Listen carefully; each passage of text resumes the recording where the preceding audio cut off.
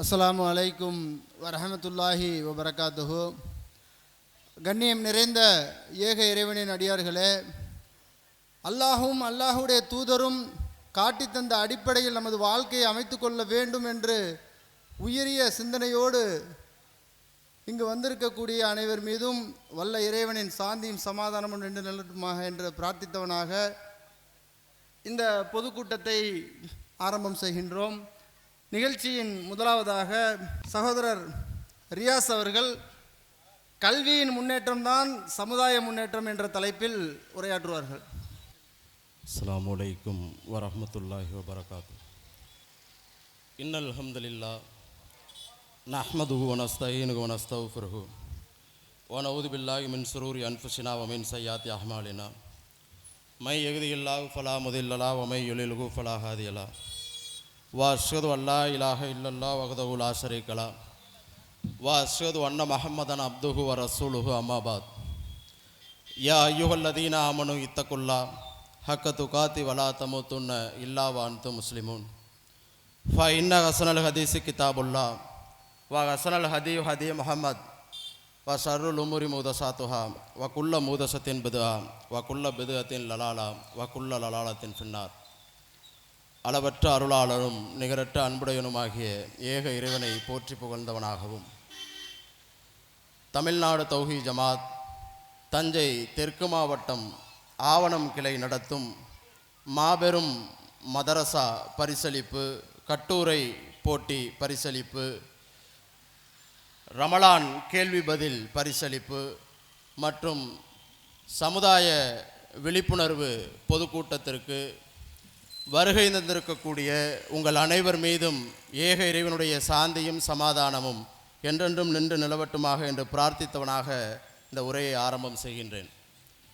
இந்த கூட்டத்தில் வழங்கப்பட்டிருக்கக்கூடிய தலைப்பு கல்வி முன்னேற்றமே சமுதாய முன்னேற்றம் என்ற தலைப்பு இங்கே தேர்வு செய்யப்பட்டிருக்கிறது. இந்த உலகம் தோன்றிய காலத்திலிருந்து கோடான கோடி மனிதர்கள் தோன்றி மரணித்திருக்கிறார்கள். அப்படி பல்லாயிரம் ஆண்டு காலம் இயங்கிக் கொண்டிருக்கக்கூடிய இந்த உலகத்தில் மனிதர்கள் பின்பற்றக்கூடிய எத்தனையோ மதங்கள், மார்க்கங்கள், கொள்கை, கோட்பாடுகள் தோன்றி மறைந்திருக்கிறது. அப்படிப்பட்ட எத்தனையோ இசங்களுக்கு மத்தியில் முதலாக இஸ்லாமிய மார்க்கம் மட்டும்தான் மனித சமூகத்தை நோக்கி நீங்கள் படியுங்கள், கல்விகளை கற்றுக்கொள்ளுங்கள், ஆராய்ச்சி செய்யுங்கள், சிந்தியுங்கள், உங்களுடைய கண்களை திறந்து பாருங்கள் என்று எங்கு பார்த்தாலும் திருமறை குர்ஆன் வசனங்கள் நெடுகிலும் மனித இனத்தை சிந்திக்க சொல்கிறது, படிக்க சொல்கிறது, கல்விகளை கற்றுக்கொள்ளுங்கள் என்று சொல்கிறது. இந்த உலகத்தை ஆய்வு செய்யுங்கள், ஆராய்ச்சி செய்யுங்கள் என்று எங்கே பார்த்தாலும் திருமறை குர்ஆன் வசனம் மனித சமூகத்தை கல்வியை தேடிக்கொள் என்றுதான் சொல்கிறது. உலகத்தில் முதலாக படைக்கப்பட்ட முதல் நபி ஆதம் நபி அலைஹிஸ்ஸலாம் அவர்களுக்கு அல்லாஹ் திருமறை குர்ஆனில் சொல்லுகிறான், முதல் மனிதன் ஆதமிற்கு நாம் கற்றுக் கொடுத்தோம். எதை? வ அல்லம ஆதமல் அஸ்மா குல்லஹா. ஆதமுக்கு உலகத்தில் இருக்கக்கூடிய எல்லா பெயர்களையும் கற்றுக் கொடுத்தோம். முதல் நபிக்கு, முதல் மனிதனுக்கு அல்லாஹ் அளித்த முதல் உபதேசமே கற்றுக் கொடுக்கக்கூடிய கல்வியை எஜுகேட் பண்றான். எல்லா பெயர்களையும் கற்றுக் கொடுத்து விட்டானாம். கற்பது குறித்துத்தான் பேசுகிறான். ஆதம் அலைஹிஸ்ஸலாம் அவர்களுக்கு எல்லா பெயர்களையும் கற்றுக் கொடுத்து விட்டு அல்லாஹ் வானவர்களை அழைத்து, ஆதம் அலைஹிஸ்ஸலாம் அவர்களையும் அழைத்து வானவர்களை நோக்கி அல்லாஹ் கேட்கிறான். ஒவ்வொரு பொருள்களாக எடுத்து காண்பித்து இதனுடைய பெயர்களை சொல்லுங்கள் என்று வானவர்களை நோக்கி அல்லாஹ் கேட்கிற பொழுது வானவர்கள் சொல்லுகிறார்கள், இறைவா எங்களுக்கு இதனுடைய பெயரெல்லாம் தெரியாது, நீ கற்றுக் கொடுத்தாலே தவிர, நீ எனக்கு எஜுகேட் பண்ணாலே தவிர எனக்கு இதனுடைய பெயர்கள் எல்லாம் தெரியாது என்று வானவர்கள் சொல்லுகிறார்கள்.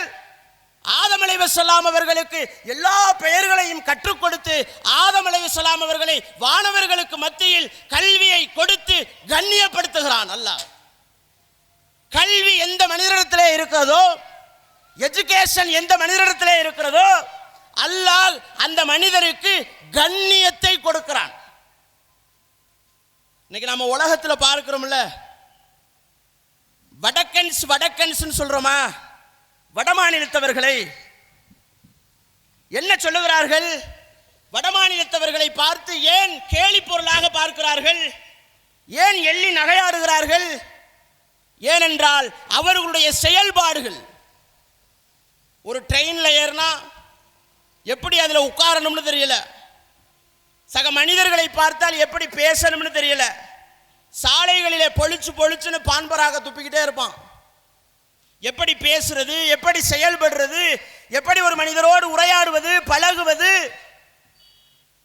என்றெல்லாம் வடமாநிலத்தவர்களுக்கு தெரியலை, அறிவித்துக் கொடுக்கப்படவில்லை, கற்றுக் கொடுக்கவில்லை. நாகரீகமற்ற சமூகமாக இன்றைக்கு நாம் பார்க்கிறோமே. எப்படி கேலி பொருளாக அவர்களை பார்ப்பதற்குண்டான பின்னணி என்ன? வடக்கன்ஸ் என்று அவர்களை எள்ளி நகையாடுவதற்கு காரணம் என்ன? சிந்தித்து பார்த்திருக்கோமா? தமிழர்களாக இருக்கக்கூடிய நாம் அவர்களோடு கல்வியில் மேம்பட்டவர்களாக அல்லாஹ் நம்மை அவர்களோடு ஒப்பிடுகிற பொழுது கண்ணியமாக வைத்திருக்கிறான். அதனால தான் அவர்களை பார்த்தா வடக்கன்ஸ் அப்படிங்கிறோம். ஏன்? கல்வி ஒரு மனிதனை பண்படுத்தும், உலக சமூகத்தில் அவனை கண்ணியப்படுத்தும், சுயமரியாதையை கொடுக்கும். கல்விக்கு அவ்வளவு பெரிய வலிமை இருக்கிறது. அதனால்தான் அல்லாஹ் எல்லா நபிமார்கள் குறித்து பேசுகிற பொழுது கல்வி குறித்து பேசுவான். எல்லா நபிமார்களையும் எஜுகேட் பண்ணுவான். இறுதி நபியாக இருக்கக்கூடிய அல்லாஹ்வுடைய தூதரவர்கள் முதல் வசனம், திருமறை குர்ஆனுடைய முதல் வசனத்தை அல்லாஹ் சொல்லுகிறான், இக்ரா பிஸ்மி ரப்பிக்கல்லதி ஹலக். முதல் வசனமே படிப்பீராக, அல்லாஹ்வின் பெயரை கொண்டு படிப்பீராக. இக்ரா படி.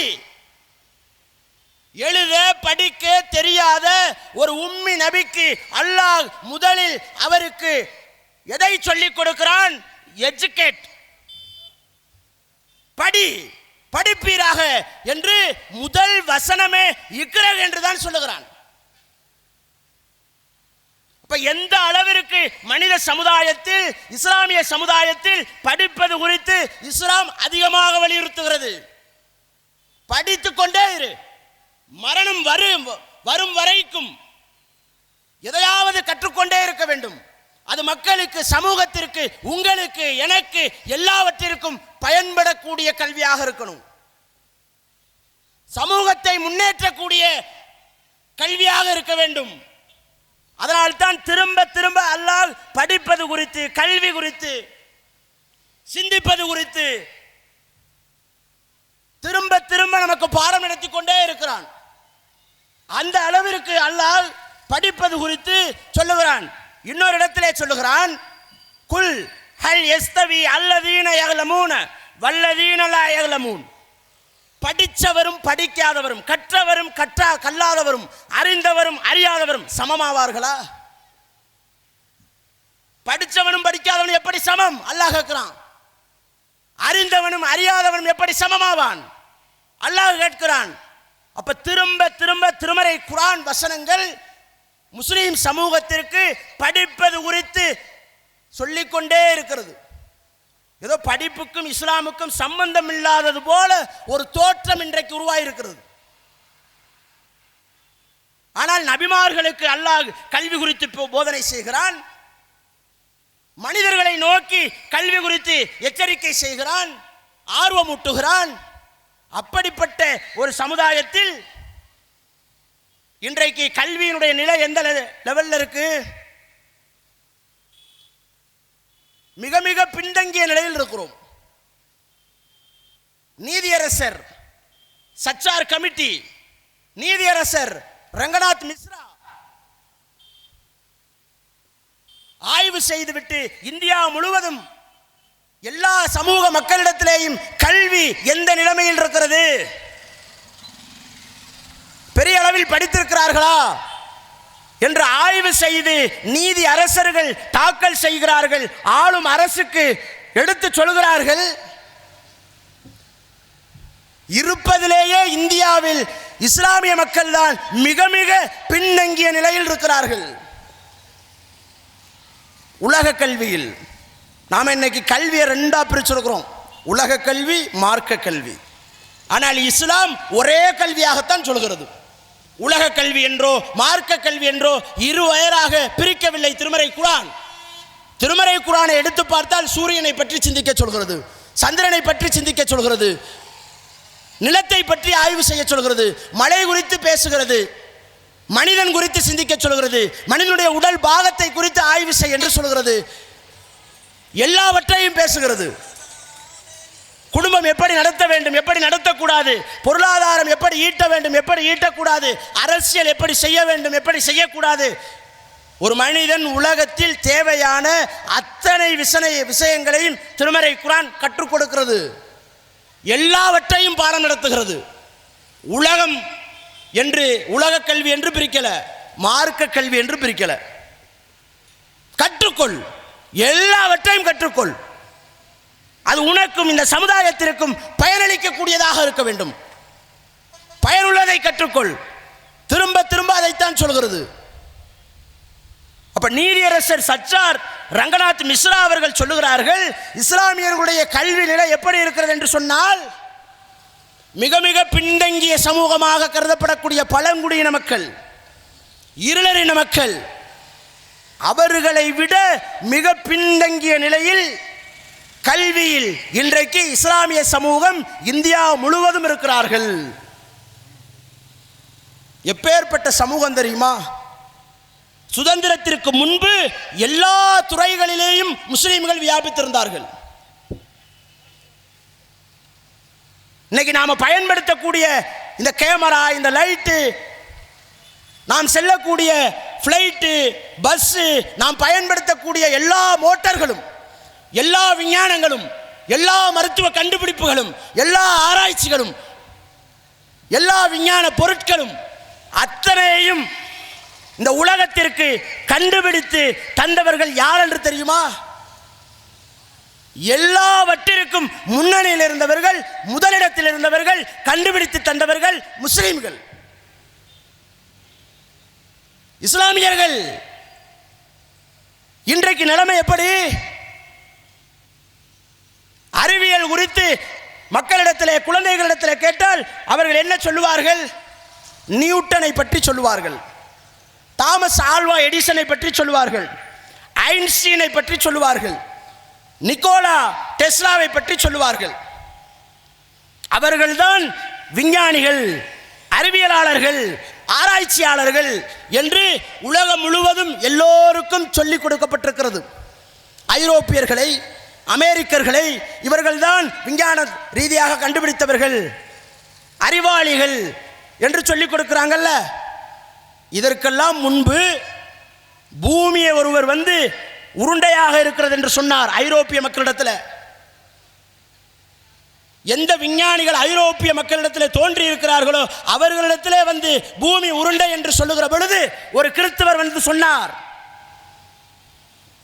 கிறிஸ்துவ மக்கள் எல்லாம் கற்களால் அடித்தார்கள். இன்னைக்கு நாம ட்ரெயின்ல போறோம்ல, முதலாக நீராவி என்ஜின் பொருத்திய ட்ரெயின் ஐரோப்பிய கண்டத்திற்குள் வருகிற பொழுது கற்களை விட்டு ஏதோ வருகிறது என்று அடித்தார்கள். இதுல ஏறுனா எலும்பு முறிஞ்சு செத்து போயிடுவோம், மரணிச்சிருவோம் என்று நம்பினார்கள் அந்த மக்கள், ஐரோப்பிய மக்கள். இருண்ட காலம், ஐரோப்பிய காலம், பிரிட்டனுடைய காலம், இருண்ட காலம். அப்படிப்பட்ட அந்த மக்களிடத்திலே நீராவி இன்ஜினை கண்டுபிடித்தது, அது இயங்குதல் குறித்து கண்டுபிடித்தது. இன்னைக்கு நாம ஐன்ஸ்டீனை பத்தி, நியூட்டனை பத்தி பேசுறோம்ல, அபு அல் காசிம் அல் சக்ராவி இவரை பத்தி தெரியாது. இஸ்மாயில் அல் ஜாசரி, இவரை பற்றி யாருக்கு தெரியாது? அபு மூசா ஜாபிர் இப்னு ஹையான், இவரை பற்றி தெரியாது. இவர்கள் எல்லாம் நாம் பயன்படுத்தி கொண்டிருக்கக்கூடிய இந்த விஞ்ஞான அறிவியல் வளர்ச்சியினுடைய தந்தைகளாக இருந்தார்கள். கோல்டன் ஏஜ் ஆஃப் இஸ்லாம், இஸ்லாமியர்களுடைய பொற்காலம் என்று கிபி 10ஆம் நூற்றாண்டுகளில் இருந்தது. ஐரோப்பிய கண்டமெல்லாம் கற்காலமாக, இருண்ட காலமாக இருந்த காலம். அவ்வளவு கண்டுபிடித்திருக்கிறார்கள். நாம் பயன்படுத்தக்கூடிய எல்லாம் இன்னைக்கு நம்ம மருத்துவத்துறையில் அனஸ்தீசியா, மயக்க மருந்து ஊசி போடுறாங்களா அறுவை சிகிச்சைக்கு, இந்த மருந்தை கண்டுபிடிச்சது யாருன்னு சொன்னா அபு அல் காசிம் அல் சக்ராவி. இவர் மட்டும் கிட்டத்தட்ட 20 மருத்துவ உபகரணங்களை கண்டுபிடித்திருக்கிறார். அன்றைக்கு 1000 ஆண்டுகளுக்கு முன்பு மருத்துவம் குறித்து 20 உபகரணங்களை அன்றைக்கே புத்தகங்களிலே வடிவமைத்து முதல் மருத்துவ புத்தகத்தை வெளியிட்டது அபு அல் காசிம் அல் சக்ராவி. இவரை பற்றி தெரியுமா? தெரியாது. அவ்வளவு இன்ஸ்ட்ருமெண்ட்டுகள், அவ்வளவு மயக்க மருந்துகள் எல்லாவற்றையும் கண்டுபிடித்து இன்றைக்கும் அவர் கண்டுபிடித்த மருத்துவ உபகரணங்கள் அதை கொண்டுதான் அறுவை சிகிச்சை செய்து கொண்டிருக்கிறார்கள். மிச்சம் இருக்கிறது. 20க்கும் மேற்பட்ட உபகரணங்களை கண்டுபிடித்திருக்கிறார். மருத்துவத்திற்கு தந்தையாக இன்றைக்கும் பார்க்கப்படுகிறார். இஸ்லாமிய சமூக மக்களிடத்தில் இவர் குறித்து தெரியுமா? தெரியாது. அதே போல இன்றைக்கு ஒரு மோட்டார் இயங்க வேண்டும் என்று சொன்னால் கிராஷ் ஷாஃப்ட் என்று சொல்லக்கூடிய இன்ஜின்களை கண்டுபிடித்தது, இன்ஜின் எப்படி இயங்குவது அது குறித்து கண்டுபிடித்த அந்த மெக்கானிசத்தை கண்டுபிடித்தது இஸ்மாயில் அல் ஜாசரி என்று சொல்லக்கூடிய ஒரு முஸ்லிம் கண்டுபிடித்தார். அதை கொண்டுதான் இன்றைக்கு இருக்கக்கூடிய எல்லா மெக்கானிசங்களும், எல்லா மோட்டார்களும் இயங்கிக் கொண்டிருக்கிறது. அதே போலத்தான் நாம் பயன்படுத்தக்கூடிய வேதியியலில் பயன்படுத்தக்கூடிய nitric acid, hydrochloric acid, sulphuric acid என்று சொல்லக்கூடிய கெமிக்கல்கள், எல்லா கெமிக்கலையும் கண்டுபிடித்தவர் வேதியியலின் தந்தை என்று அழைக்கப்படக்கூடிய ஃபாதர் ஆஃப் கெமிஸ்ட்ரி அபு மூசா ஜாபிர் இப்னு ஹையான். இவர் தான் கண்டுபிடிச்சது. இதை வைத்துத்தான் இன்றைக்கு எல்லா வேதியியலும். நீங்க கெமிஸ்ட்ரி படித்த பிள்ளைங்கள்ட்ட போய் கேளுங்க, ஃபில்டரேஷன் இருக்கும், டைல்யூஷன் இருக்கும். இது எல்லாத்தையும் கண்டுபிடித்தது அபு மூசா. இவர் தான் அதை கண்டுபிடித்தது. வடிகட்டுதல் குறித்து, கெமிக்கல்கள் குறித்து, இத்தனை ஆசிட்களை கண்டுபிடித்தது. இவ்வளவு கண்டுபிடிப்புகளை கண்டுபிடித்திருக்கிறார்கள். அதே போல அப்பாசிய ஹலீஃபாக்கள், நாம் பயன்படுத்தக்கூடிய சோப்பிலிருந்து கிட்டத்தட்ட 4 லட்சம் புத்தகங்களை மொழிபெயர்த்திருக்கிறார்கள். 4 லட்சம் புத்தகம், 1000 2000 இல்லை, ஒரு புக்கு 2 புக்கு இல்லை, 4 லட்சம் புத்தகங்களை காப்பி பண்ணி பேஸ்ட் பண்ணல, மொழிபெயர்ப்பாளர்கள். ஆயிரக்கணக்கான ஆராய்ச்சி நூல்கள் வானியல் குறித்து, அண்டவியல் குறித்து, பிரபஞ்சம் குறித்து, பூமி குறித்து, சந்திரன் குறித்து, சூரியன் குறித்து, இத்தனை புத்தகங்களை, ஆராய்ச்சி புத்தகங்களை 1000 வருடங்களுக்கு முன்பே இஸ்லாமிய சமூகம் கண்டுபிடித்து தந்திருக்கிறது. நாம் இன்னைக்கு பயன்படுத்துறோம்ல அல்ஜிப்ரா, இயற்கணிதம் இல்லாமல் இன்றைக்கு எந்த கம்ப்யூட்டரும் எந்த அல்காரிதமும் இல்லை. அதை கண்டுபிடித்து தந்தவர் அல் ஜீப்ரா என்று சொன்னாலே அல் ஜாபர் என்கின்ற அரபு சொல்லில் தான் வந்ததாம். ஃபாதர் ஆஃப் கம்ப்யூட்டர் என்று பெயர், ஃபாதர் ஆஃப் அல் ஜீப்ரா என்றும் இவருக்கு பெயர். முகமது இப்னு மூசா அல் குவாரிசிமி, அல்காரிதங்களின் தந்தை, இவர் தான் கண்டுபிடித்திருக்கிறார். அதே போல உலகத்தில் முதலாக பறக்கலாம் மனுஷன். இன்னைக்கு ஃப்ளைட்டு பறக்குதுல்ல, இப்படி மனுஷன் பறக்கலாம்னு முதலாக பறந்து தன்னுடைய ஆராய்ச்சியை முதலாக உலகத்திற்கு தந்தவர் அப்பாஸ் இப்னு ஃபிர்னாஸ். இவருடைய நினைவாக இன்றைக்கு புகழ்பெற்ற ரோல்ஸ் ராயல்ஸ் என்று சொல்லக்கூடிய புகழ்பெற்ற காருக்கு ஒரு பெயராகவே இந்த ஃபெர்னாஸுடைய பெயர், அப்பாஸ் இப்னு ஃபெர்னாஸ், இவருடைய பெயர் வைக்கப்பட்டிருக்கிறது. அதே போல இன்னைக்கு நாம பயன்படுத்தக்கூடிய வாட்ஸ்அப், இமெயில், இதற்கெல்லாம் முன்மாதிரியாக இருக்கக்கூடிய கிரிப்டாலஜி என்று சொல்லக்கூடிய அந்த முறையை கண்டுபிடித்தவர் யூசுப் அல் கின்தி. அல் பட்டானி என்று சொல்லக்கூடியவர் பூமி சூரியனை சுற்றக்கூடிய அந்த கால அளவை கொண்டு ஒரு வருடத்திற்கு 365 நாட்கள் என்று முதலாக கண்டுபிடித்தவர் அல் பட்டானி என்கின்ற ஆராய்ச்சியாளர். கிட்டத்தட்ட 40க்கும் மேற்பட்ட ஆராய்ச்சி புத்தகங்களை எழுதியிருக்கிறார். இவ்வளவு விஞ்ஞான ரீதியாக, அறிவியல் ரீதியாக, கண்டுபிடிப்புகள் ரீதியாக ஆராய்ச்சி செய்து உலகத்திற்கு தந்த சமுதாயம் இந்த சமுதாயம். இப்படிப்பட்ட இந்த சமுதாயம் சுதந்திரத்திற்கு முன்பு வரைக்கும் நல்ல நிலையில் இருந்தது. அதிகாரம் இருந்தது, கல்வி இருந்தது, விஞ்ஞானத்தில் இருந்தார்கள், ஆராய்ச்சியில் இருந்தார்கள், விஓக்களாக இருந்தார்கள், தாசில்தார்களாக இருந்தார்கள். சுதந்திரம் கிடைக்க வேண்டும் என்கிறதற்காக இஸ்லாம் தடுக்காத ஒரு காரியத்தை தங்களுக்கு தாங்களே ஹராமாக்கி கொண்ட சுதந்திரத்தினுடைய உச்சத்திற்கு சென்ற நம்முடைய முன்னோர்கள் அவர்கள் செய்த அன்றைக்கு செய்த ஒரு செயல் கிட்டத்தட்ட இத்தனை ஜெனரேஷனை பாதிச்சிருக்கு. இன்னைக்கு நம்ம ஊர்ல, நம்ம ஏரியாக்கள்ல எத்தனை விஏஓக்கள் முஸ்லிம்களாக இருக்கிறாங்க, எத்தனை தாசில்தார்கள் இஸ்லாமியர்களாக இருக்கிறார்கள், காவல்துறையில் எத்தனை அதிகாரிகளாக இஸ்லாமியர்கள் இருக்கிறார்கள். 14% இருக்க வேண்டும் எல்லா அதிகாரத்திலும், எல்லா துறைகளிலும். ஏன் இல்லை? அன்றைக்கு அவர்கள் செய்த தவறு. அல்லாஹ்வுடைய தூதரவர்கள் சொன்னார்கள், ஒரு மூமின் 2 முறை குட்டுப்பட மாட்டான் ஒரு பொந்தில். ஒரு முறை நாம் குட்டுப்பட்டு விட்டோம். சுதந்திரத்திற்கு முன்பு சுதந்திரம் அடைய வேண்டும் என்பதற்காக அவர்கள் வெள்ளையர்கள் கொடுத்த அத்தனை பட்டங்களையும் நம் முன்னோர்கள் துறந்தார்கள். கல்வியை துறந்தார்கள், பொருளாதாரத்தை இழந்தார்கள், உயிரை கொடுத்தார்கள், எல்லாவற்றையும் தியாகம் செய்தார்கள். எதையுமே தியாகம் செய்யாத ஒரு கும்பல் அன்றிலிருந்து வெள்ளைக்காரனை பிடிச்சு இன்னைக்கு வரைக்கும் எல்லா உயர்மட்ட பதவிகளிலும், எல்லா அரசு பதவிகளிலும் அவர்கள் இன்றைக்கு வியாபித்திருக்கிறார்கள். இன்றைக்கு முஸ்லிம்களாக இருக்கக்கூடிய நாம் இந்த நாடு சுதந்திரம் அடைய வேண்டும் என்பதற்காக தன்னுடைய சதவீதத்திற்கு அதிகமாக பாடுபட்ட ஒரு சமுதாயம்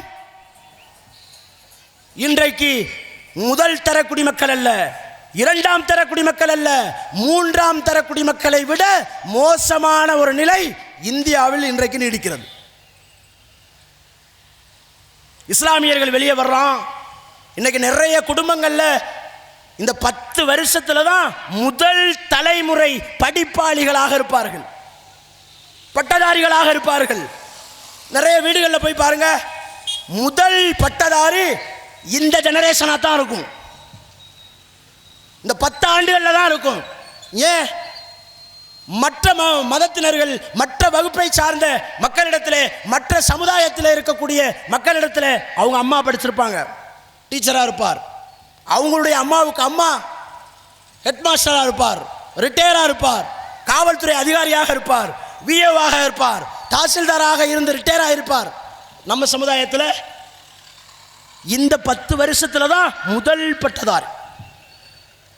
இன்றைக்கு பெண்கள் எல்லாம் அதிகமாக இன்றைக்கு படிப்பதிலே ஆர்வம் காட்டக்கூடிய ஒரு சமுதாயமாக இன்றைக்கு நாம் மாறிக்கொண்டிருக்கிறோம்.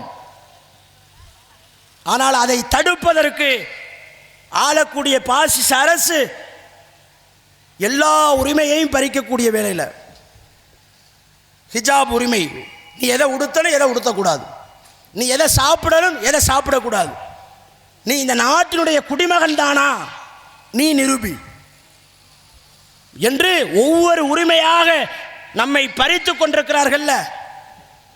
இதுக்கு நாம கூடுறோம். ஆர்ப்பாட்டம் தேவை, விழிப்புணர்வு உள்ள சமுதாயமாக வாழ வேண்டும், அநியாயக்காரர்களுக்கு எதிராக போராட வேண்டும், ஜனநாயக வழியில் நாம் மக்களிடத்திலே விழிப்புணர்வை ஏற்படுத்தி போராட்ட களத்திலே சந்தித்து அநியாயக்கார ஆட்சியாளர்களுக்கு எதிராக, அடக்குமுறை செய்யக்கூடிய அதிகார வர்க்கத்தினருக்கு எதிராக போராட தயார் செய்ய வேண்டிய போர் குணமாக இருக்கக்கூடிய மக்களை வார்த்தெடுப்பது ஒரு வழி. இன்னொரு வழி என்ன? நம்முடைய சமுதாயத்தை அதிகார மட்டத்தில் கொண்டு செல்ல வேண்டும் என்று சொன்னால் சரியான படிப்பை தேர்வு செய்ய வேண்டும். இன்னைக்கு 10th எக்ஸாம் ரிசல்ட் வந்திருக்கு, 12th எக்ஸாம் ரிசல்ட் வந்திருக்கு. எல்லார்ட்டையும் போய் கேளுங்க, அடுத்த நோக்கம் என்ன? இன்ஜினியர் தான், எல்லாம் இன்ஜினியர் தான். இதுக்கு முன்னாடி நான் ஒரு பட்டியல் போட்டேன்ல, இவர்கள் எல்லாம் ஆராய்ச்சியாளர்கள், ஆராய்வு செய்தவர்கள். PhD படிப்பதில் ஆர்வம் காட்டுறதில்லை, TNPSC எக்ஸாம் எழுதுவதில் ஆர்வம் காட்டுறதில்லை, UPSC எக்ஸாம் எழுதுறதில் ஆர்வம் காட்டுறதில்லை, IPS, IAS, VAO, தாசில்தார் போன்ற படிப்புகளிலே பெண்களை ஆர்வம் காட்டுவது கிடையாது, ஆண்களுக்கு ஆர்வம் ஊட்டுவது கிடையாது. ஏதோ படி, எல்லாரும் டிகிரி அடி. கல்யாண பத்திரிகையில் பேருக்கு பின்னாடி ஒரு பெயர் போடணும், ஒரு 4 எழுத்து போடணும், ஒரு 3 எழுத்து போடணும் என்கிற ரீதியில் தான் படிக்கிறோம், படிக்க வந்திருக்கிறோம். ஆனால் எப்படி படிப்பது, எதை தேர்வு செய்வது, எது நம்மளுடைய இலக்கு தெளிவில்லை. இலக்கு தெளிவாக இருக்க வேண்டும். அதே நேரத்தில் உலக கல்வியை இன்றைக்கு பற்றி பிடிக்கக்கூடிய ஒரு சமூகமாக மாறிக்கொண்டிருக்கக்கூடிய நேரத்தில் உலக கல்வியை விட ஒரு முஸ்லீமுக்கு முக்கியமானது இஸ்லாமிய அடிப்படை கல்வி. அடிப்படை சரியா இருக்கணும். நீங்க அதிகாரத்துக்கு போயிட்டா எல்லாத்தையும் கைப்பற்றிடலாமா அப்படின்னா கிடையாது. இன்னைக்கு பாபர் மசூதி தீர்ப்பு வந்துச்சுல, பாபர் மசூதி தீர்ப்புல ஒரு நீதிபதி முஸ்லீம் பெயர் கொண்ட ஒரு நீதிபதி தான். அவர் தான் எழுதுறாரு, இடிக்கும் பொழுது பாபர் மசூதி எப்படி இருந்துச்சு? ஒரு 30 வருஷத்துக்கு முன்னாடி பாபர் மசூதின்னு எல்லா பத்திரிகைகளிலும் வந்துச்சு. பாபர் மசூதி இடிக்கிற பொழுது எல்லா பத்திரிகைகளிலும் வந்தது தேசிய அவமான நாள். இன்றைக்கு டிசம்பர் 6. பாபர் மசூதி இடிக்கப்பட்டது 500 ஆண்டு கால பழமை வாய்ந்த முஸ்லீம்களுடைய வணக்கஸ்தலம் இடிக்கப்பட்டிருக்கிறது, இது தேசிய அவமானம் என்று அன்றைய பத்திரிகை எழுதினது. சில 10 ஆண்டு காலம் போகுது, சர்ச்சைக்குரிய கட்டடம், பெயர் மாறுது. 2 மதத்திற்கும் பங்கு இருக்கிற மாதிரி சர்ச்சைக்குரிய கட்டடம் பெயர். அதுக்கடுத்து கொஞ்ச நாள் எப்படி, இங்கே தான் ராமர் பிறந்தார், ராம ஜென்ம பூமி பதிய வைக்கிறான். இன்னைக்கு நிலைமை என்ன? கோயிலே கட்டியாச்சு.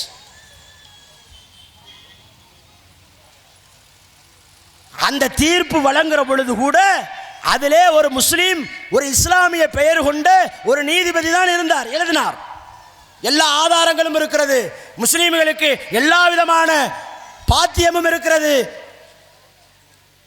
ஆனாலும் இது இவர்களுக்குத்தான் சொந்தம் என்று எழுதியதிலே முஸ்லீம் கொண்ட அதிகாரத்தில் இருக்கக்கூடியவர் தான் இருந்தார். ஏன்? அவருக்கு இறை அச்சம் இல்லை. நாம் எவ்வளவுதான் உலகத்தில் கல்வியை படித்து டாக்டர் ஆனாலும் சரி, இன்ஜினியர் ஆனாலும் சரி, நாம் மரணித்ததற்கு பிறகு அல்லாஹ் நம்மளிடத்திலே கேட்கக்கூடிய முதல் கேள்வி என்ன? வானவர்கள் நம்மளிடத்திலே கேட்கக்கூடிய முதல் கேள்வி என்ன? மன் ரப்புக்க, உன்னுடைய இறைவன் யார்? முதல் கேள்வி அதுதான். நீ உலகத்தில் பெரிய டாக்டராக இருக்கலாம், உலகத்தில் பெரிய நீதிபதியாக இருக்கலாம், உலகத்தில் பெரிய கலெக்டராக இருக்கலாம், உலகத்தில் மிகப்பெரிய பிரதமராக இருக்கலாம்.